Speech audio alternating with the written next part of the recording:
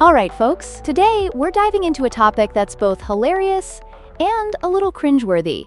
Those awkward moments that international students face when they first step into an English-speaking country. You know, we put in all that effort to learn English, but sometimes it feels like we just end up scaring the locals instead. So let's call this episode Lost in Translation: The Awkward Adventures of International Students. Haha, oh man, that's so relatable.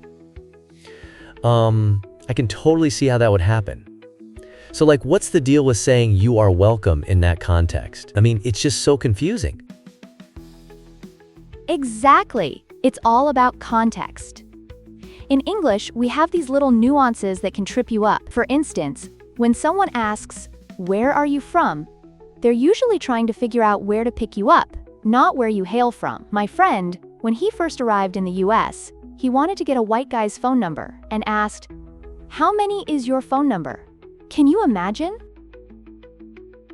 Wait. So he thought he was asking for the number of digits or something?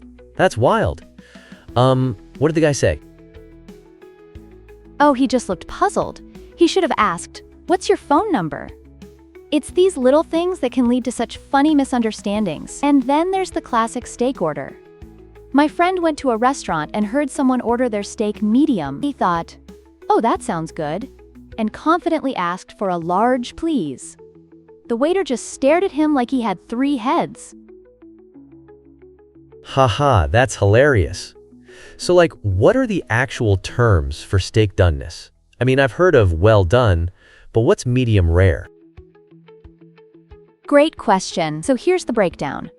Well done is fully cooked, medium well is a bit less cooked, medium is pink in the middle, medium rare is even less cooked, and rare is basically just a warm piece of meat. It's like a whole language of its own.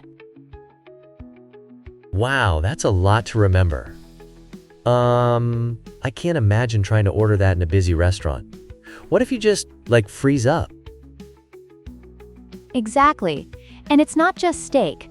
I remember my first time at McDonald's. I wanted some napkins and asked for paper. The cashier looked at me like I was speaking Martian and asked, "Do you need a pen?" I mean, come on. Haha, that's so awkward. So what's the right word for napkins then? It's tissue. So if you're ever in a restaurant and need napkins, just say, "Some tissues, please." It's all about learning these little phrases that can make a world of difference. Wow, I can see how these experiences would really help someone learn the language better. It's like you have to go through the embarrassment to really get it, huh? Absolutely. It's all part of the journey. The more you put yourself out there, the more you learn. And hey, if you can laugh at yourself along the way, it makes the whole experience that much richer. I love that. It's like every embarrassing moment is just a stepping stone to becoming more fluent, right? Laughs. Exactly. Think of it like a rite of passage. Every awkward encounter is a badge of honor in the language learning journey. Haha, I can totally see that. So what's the craziest thing you've ever heard someone say in a language mix-up? I bet there are some wild stories out there.